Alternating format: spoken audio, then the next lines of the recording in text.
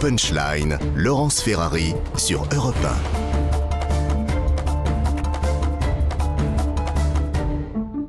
Et bienvenue à tous et à toutes si vous nous rejoignez à l'instant sur CNews et sur Europe 1 pour Punchline. Nous sommes avec Karim Zerebi, consultant CNews, Julien Drey, fondateur du mouvement Réinventé, Joseph Massescaron, écrivain, Alexandre Devecchio du Figaro. Bonsoir messieurs, bienvenue dans notre émission. On va évoquer l'actualité politique, évidemment, l'actualité internationale avec ce qui se passe du côté de l'OTAN et de l'Ukraine. Mais j'aimerais commencer, si vous le voulez bien, par le Covid, car le taux d'incidence du virus remonte un peu partout dans notre pays. 150 000 cas positifs rien qu'hier. C'est plus 55% par rapport à la semaine dernière.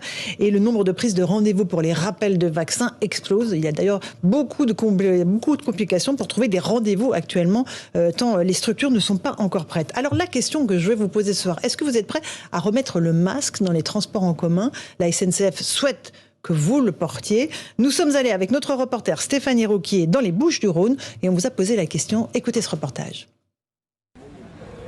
Dans ce marché, en plein centre-ville d'Aix-en-Provence, des centaines de clients se croisent toutes les semaines. Avec un taux d'incidence qui dépasse les 700 aujourd'hui dans les Bouches-du-Rhône, la Covid fait aussi son retour dans les conversations.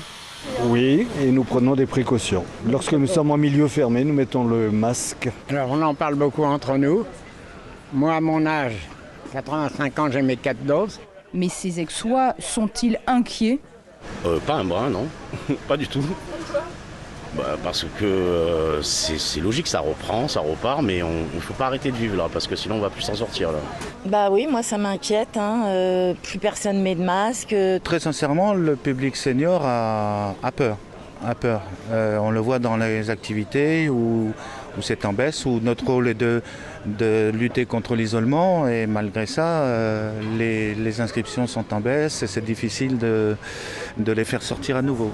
Si de nombreux habitants avouent reprendre d'eux-mêmes les gestes barrières, ils craignent en majorité le retour du port du masque obligatoire. Voilà pour cette petite plongée sur le terrain. Est-ce que vous êtes prêt à remettre le masque, Karim Zerebi par exemple, vous, dans les transports, dans les lieux où il y a beaucoup de monde ? Vous avez besoin qu'on vous oblige ou pas ? Moi, je suis respectueux de l'obligation qu'on nous imposera. Mais si on me recommande de le mettre, je le mettrai en grande promiscuité, notamment dans le métro, si nécessaire. D'accord. Julien Drey ?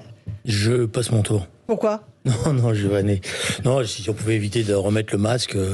C'est pas agréable. Est-ce que les Français sont prêts à le remettre ? En fait, c'est ça la question. Voilà. J'ai essayé d'être honnête avec vous dans ma réponse. Ben oui, mais... Je suis pas un fan du port du masque, surtout l'été, quoi. Et je comprends que... Je suis pas non plus, Julien. Ouais, je sais. Je rassure.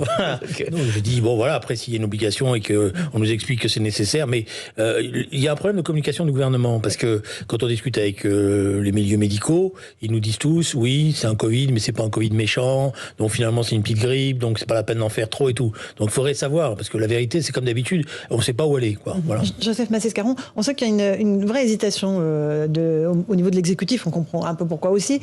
Il n'y a pas de mesures contraignantes qui sont imposées. Voilà, on ne vous dit pas, vous remettrez le masque dans les transports en commun, parce qu'il y a un seuil d'acceptabilité qui n'est plus...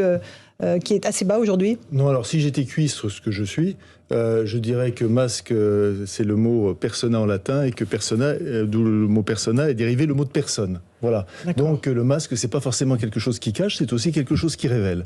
Voilà, ça Ok, très bien, ça c'était la petite réflexion philo du jour. Réflexion, voilà. Mais sur le fond... Voilà. Et Julien n'est pas venu pour rien, voilà, au moins. Non, sur le fond, ce qui me frappe, je reviens, j'ai eu la chance de passer quelques jours en Grèce, et là, j'ai vu que la plupart des Grecs avaient porté le masque sur les bateaux, dans les transports et dans un certain nombre d'endroits publics. Non pas par obligation, mais pour préserver. Et moi, ce qui me frappe, c'est que je suis quand même allé un certain nombre de fois aussi en Grèce pendant les périodes de confinement, et qu'ils avaient un peu une longueur d'avance sur nous. Maintenant, est-ce que les personnes, j'ai vu le reportage, est-ce que les Français sont inquiets ? Je ne crois pas que les Français soient inquiets aujourd'hui. Vraiment, je ne crois pas. Je ne crois pas, et je le dis là pour le coup, en connaissance de cause, parce que... Ils se précipitent sur les demandes de rendez-vous de vaccin. Oui, mais parce que... Voilà, non, mais c'est ça le problème. J'insiste, c'est-à-dire que le problème, c'est pas simplement le masque, la liberté ou pas. C'est la question du tout vaccinal ou pas tout vaccinal. Moi, ce qui me frappe, c'est que quand on voyage un tout petit peu hors de France, on se rend compte que généralement, beaucoup de pays les habitants mettent des masques, le mettent volontairement et ne vont pas vers le tout vaccinal. On va poser la question à un spécialiste, si vous le voulez bien, le professeur Bruno Megarman, qui est en ligne avec nous. Bonsoir, professeur. Est-ce que la situation est critique ? 150 000 nouveaux cas, je le disais, des gens qui se précipitent sur les doses de rappel de vaccins. Est-ce qu'on est prêt, en fait, tout simplement ? Non, la situation n'est pas critique. Nous sommes dans une phase d'accélération de l'épidémie, avec un nombre croissant de contaminations. Cette croissance est exponentielle, donc il faut se préparer pour protéger les plus vulnérables. Nous avons 2 moyens essentiels. Le premier, effectivement, c'est la recommandation du port du masque dans les lieux publics clos, mal aérés, comme les transports en commun. Donc la ministre de la Santé a bien fait cette recommandation et je crois que la population a bien compris cette nécessité. Et le deuxième moyen, c'est d'encourager les personnes de moins de 60 ans avec comorbidité, immunodéprimés, à recevoir la 2e dose de rappel, c'est-à-dire la 4e dose, pour renforcer leur immunité et se protéger contre le risque de faire une forme grave de la maladie. Vous êtes le chef du service de réanimation à Lariboisière. Il y a du monde en réanimation lié au Covid ou pas encore ? Non, pas encore. Nous commençons à voir quelques personnes qui rentrent en hospitalisation ou en réanimation avec la Covid. C'est-à-dire, en fait, ils viennent pour une raison X ou Y qui n'a pas de rapport avec la Covid. Et puis, comme dans la population générale, il se trouve que ces personnes sont porteuses du virus, car elles ont été contaminées. Mais le virus ne contribue pas pour le moment à leur pathologie. Néanmoins, évidemment, avec l'augmentation du nombre de personnes contaminées, des chaînes de contamination pourraient atteindre des personnes plus fragiles, de plus de 80 ans, avec des maladies chroniques. Et là, la contamination par la Covid-19 pourrait déséquilibrer leur maladie de fond et peut-être être responsable de leur hospitalisation, y compris en réanimation. C'est ce qu'on avait vu lors des 2 vagues précédentes, BA1 et BA2, c'est-à-dire à partir d'un certain nombre de contaminations, commençaient à arriver des personnes plus fragiles à l'hôpital qui présentent cette fois-ci une forme plus grave de Covid-19 et qui, malheureusement, peut les conduire au décès.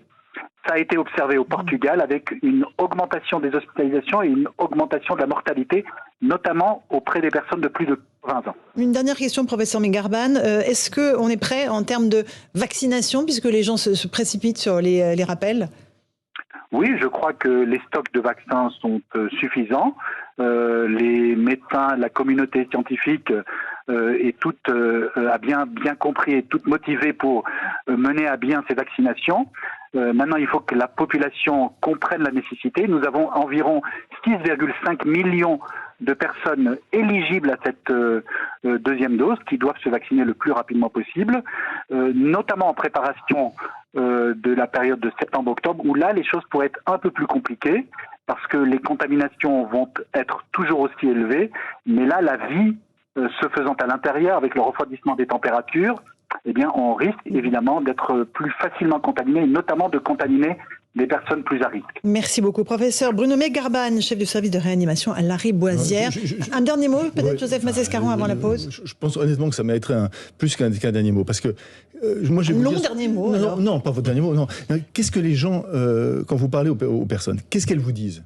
Toutes, mais vraiment sans exception. J'ai entendu ça, mais des centaines de fois. Les gens vous disent, le gouvernement, il n'y avait plus de Covid.